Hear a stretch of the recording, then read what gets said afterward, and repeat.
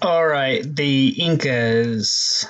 So, the Incas were a people who lived in the Andes Mountains.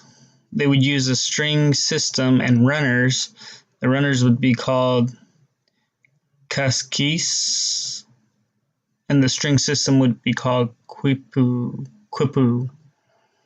Um, so this chapter 26, is all about how it was built and maintained, the class structure, family life, religion, and relations with other people are all addressed in this chapter. So, section 2 talks about the rise of the Inca Empire. So it was in the Andes Mountains, like I said, spanned about 2,500 miles. It was based off of civilizations that had came before it. Two of the main ones were the Mochi and Chimu civilizations, which used both irrigation, and then the Chimu used the runners as well. But of course, the Incas not only took those concepts, but they also improved upon them. So there's a lot of different legends and lore about how the Inca Empire really got founded and then really blew up. But the main ones tend to revolve around something having to do with the emperor being related in some way to the sun god Inti. And so after the Inca Empire was first formed, there's a legend about how they were being attacked by a neighboring village called the Chincas. And though the emperor fled, his son stayed behind with an army. And now there's some lore behind this, in that the rocks formed soldiers and helped fight with them to defeat their enemy. But after their victory, the son's victory, the Inca Empire greatly grew in its strength. And they began to then go and conquer other nearby tribes, villages, etc., all the way up until their empire ended up being about 350,000 square miles. So as I stated before, they used messengers and intricate roads to relay messages over such a vast kingdom, because otherwise, if communication wasn't good, they wouldn't have been able to maintain their kingdom for very long. So they used their knot system, which was extremely intricate, and in fact, they didn't have any form of writing, but their knot system came pretty close. They would tie knots in certain spots in the string, and also with certain colors, to be able to relay certain messages about different things like army size, education, whatever you could think of that we would relay through communication via talking or writing. They figured out a way to do it through their knot system. They would also have these runners run along what's called the Royal Road, which was a road set up from one end of the kingdom to another. They would often set up rest stations every about 15 miles or so, so that the runners could take breaks if needed. And sometimes they even had runners set up at every station, so that way messages could travel drastically faster. So the class structure in the Inca Empire there was a really strictly followed class structure, which consisted of the emperor and his family, close family members, then nobles, then the commoners. So if you were Inca by blood, you were considered a higher class. So the emperor. So there's many perks to being the emperor. First of all, you were once again considered to be a descendant of the sun god, who was the most important of all the gods, even though he wasn't the creator of all the gods, which we'll get into more of that later. The emperor enjoyed being carried around in a golden chair. He enjoyed tons of goods, multiple wives, had probably thousands of kids. But he did have a primary wife called Akoya, who, in order to maintain the integrity of the royal blood, was his full-blooded sister. So it wouldn't be any of the other women. It would always be his full-blooded sister, would be his primary wife to produce heirs and everything. All right, so the nobles, within the nobility, there was a division. So the first of that division and the first nobles really were those who had royal blood. They were in charge of everything. However, with the expanding of the Inca Empire, they eventually needed to give some tasks to others. And so therefore, it was first considered anybody with actual Inca blood could be considered or could be promoted to royalty to kind of rule over certain areas. And then eventually the empire expanded even more. And so they had to allow some of the captured people's rulers to be rulers over their own people and kind of enforce their laws and stuff like that. So they would usually, what they would do is if a tribe willingly joined the Incas, they would then have some of their leaders, or all of their leaders, come to their capital of Cusco and learn about Inca laws, traditions, and ways. And then they would bring back those learnings to their people so that their people could then have it be enforced upon them and also pay the Inca taxes. The Apus were the governors, who were usually of royal blood, nobility. So the next class was the commoner. This was the lowest of the classes. There were usually farmers or other kinds of workers like miners and builders and stuff like that. They did, however, have a semblance of a health plan, as the taxes that they paid in goods would often go into storehouses, which would later then be used for various different purposes throughout the empire, one of which was taking care of those who were elderly or sick and couldn't therefore provide for themselves. So section 4 is about the family.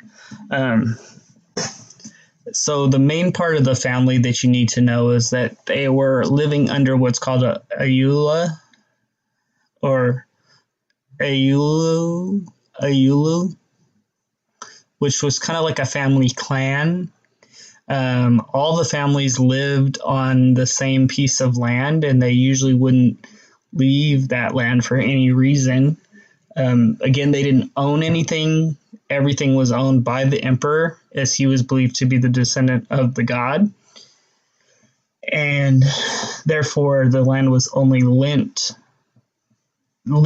to the families to work. And so they would pay a third of it to the government, whatever they farmed, a third to the nobles who were overseeing them and this stuff like that, and then they would get to keep a third. Men also paid an additional tax, which would come in the form of labor, where they would work on government sanctioned projects, such as fixing roads and building houses, stuff like that.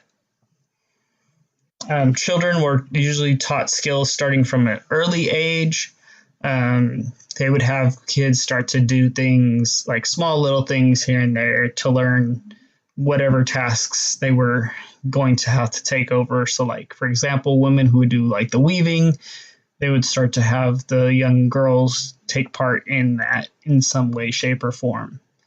Uh, However, if you were of noble blood, the children were often taught a lot of other things like geometry and um, all kinds of different higher level educational stuff by a tutor called Amatuus, Amatu, Ama, Amatus. And then at the age 15, all boys would be given what's called, would be given a bunch of tests. And then when they passed the test, they would be given their loincloth, which would go around their waist and become warriors. So with marriage, the way marriage worked in the Inca Empire was girls could be married at the age of 16, boys at the age of early 20s. Now, sometimes their family married them off, but sometimes they chose their own spouse. Oftentimes, they would have a marriage market where guys would pick girls to be their wife.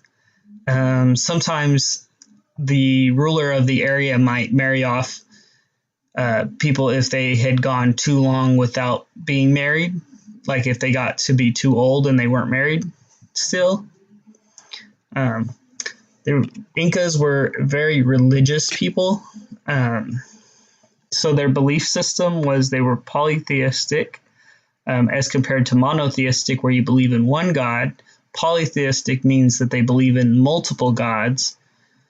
Viracocha was believed to be the creator of all, or the supreme being over all the gods. However, Inti was the most important, and the reason Inti was most important as the sun god was because he was also believed to be over crops and agriculture, which provided the Incas their way of life.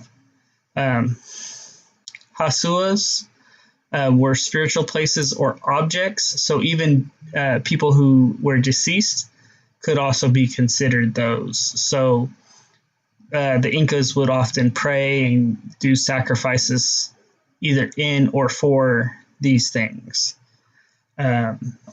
So some of their practices would be that they would regularly offer sacrifices such as corn or other agriculture. However, and they would also often sacrifice things like llamas or guinea pigs. In rare cases, however, they would offer human sacrifices, whether they were the chosen women or children, just depending on the occasion. Usually this would only take place, though, on very, very special occasions or in natural disasters in order to appease the gods, and children were chosen specifically for the fact that their innocence was linked to be purity, which would be pleasing to the gods. So chosen women were girls who were 8 to 10 years old usually. They were the girls kind of with the most to offer, so they were beautiful, they were talented, they were graceful, things like that. And what would happen with them is they would often be taken from their homes, from their family, to places to study, to learn about the different gods, how to serve the different gods, stuff like that.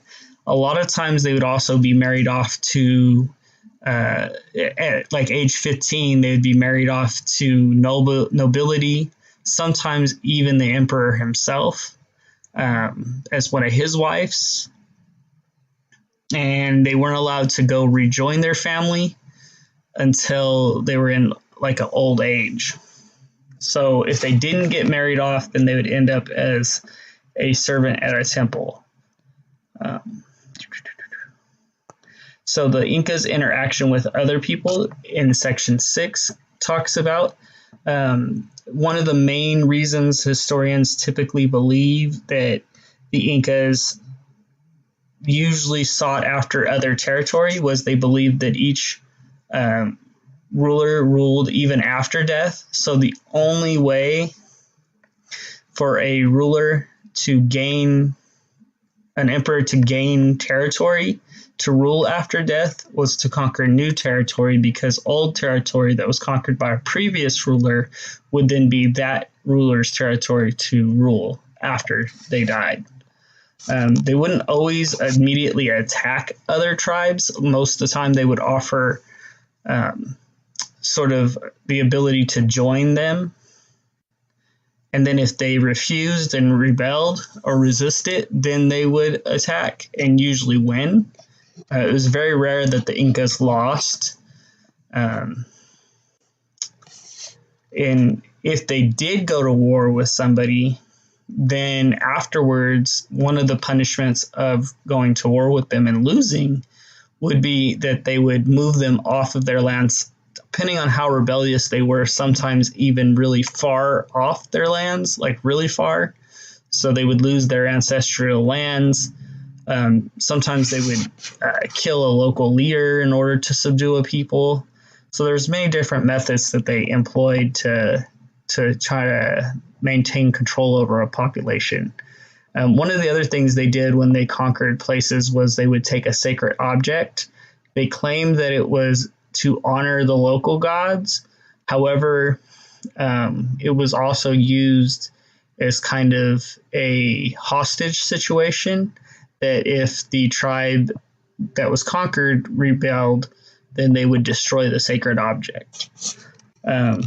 So in summary, there was 3 different classes. It's important to know each one. They had different methods to bring people under control, and they believed heavily in religion and worship of their gods, but they generally allowed other people to worship their own gods as well, as long as they acknowledged and said that Inca gods were supreme. Everything belonged to the emperor, and that is the Incas.